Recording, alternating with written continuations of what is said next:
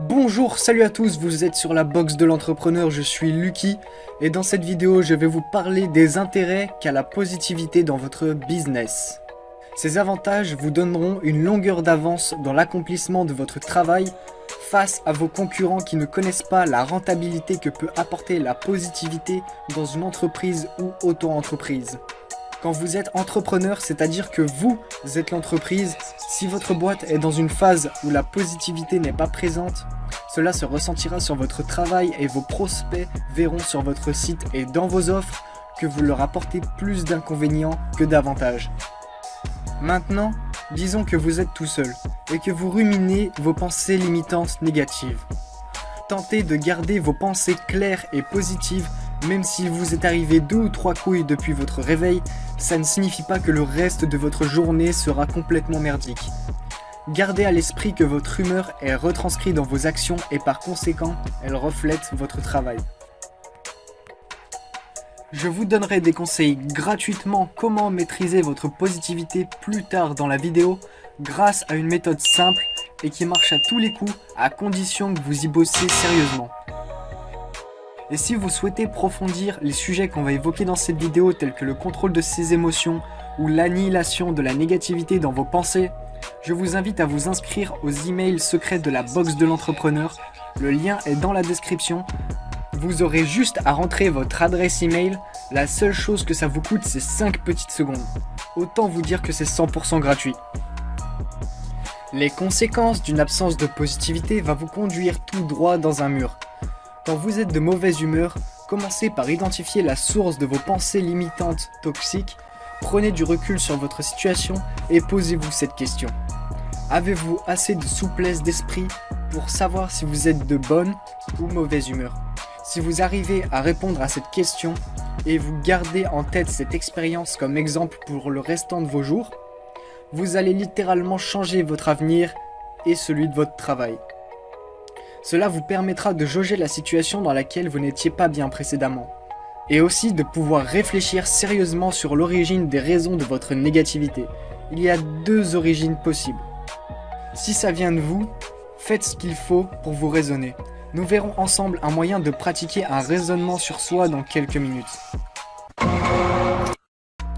Si ça ne vient pas de vous, c'est que ça vient de votre entourage. Éloignez-vous des personnes ou des biens toxiques pour vous.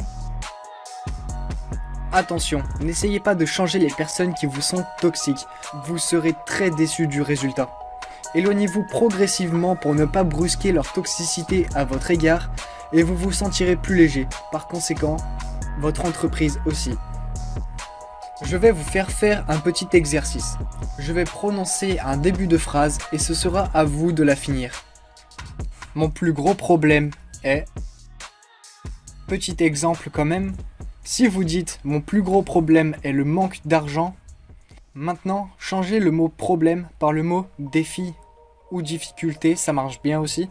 Dans ce cas, la phrase prendra la forme de « ma plus grande difficulté est le manque d'argent ».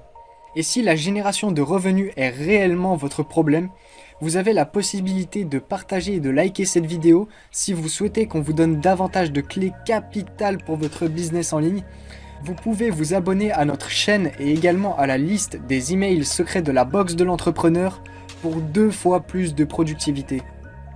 Donc, changer simplement le mot problème par le mot défi va transformer la manière dont vous appréhendez les choses, ce qui va vous montrer qu'en vérité, surmonter votre objectif qui était au début un problème est réalisable et probablement peu compliqué à surpasser.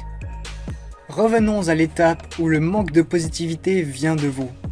La clé pour une positivité optimale est la remise en question. Cela peut être un véhicule efficace pour limiter les erreurs dans votre business. Ne pas l'exercer vous donnera évidemment la sensation d'être sûr de votre coup, mais vous n'aurez pas de résultats positifs de la part de vos clients et ça se ressentira sur vos revenus qui seront peu lucratifs. Certes, pour se remettre en question, il faut prendre un peu de son temps de travail, mais ce ne sera clairement pas du temps perdu.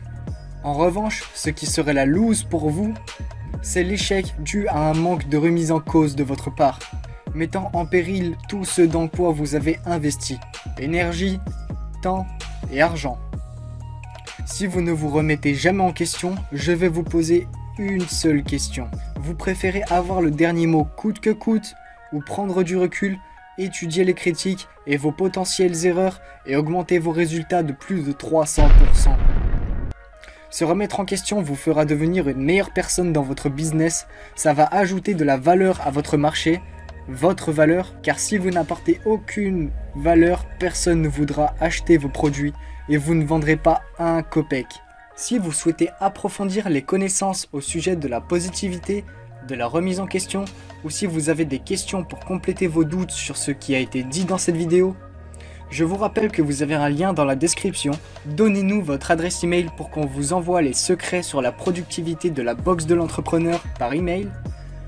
Comment est-ce qu'on a fait pour garder la positivité au sein de notre entreprise, les remises en question qu'on a dû faire qui nous ont permis d'évoluer dans notre business pour maintenant valoir plus d'une dizaine de milliers d'euros.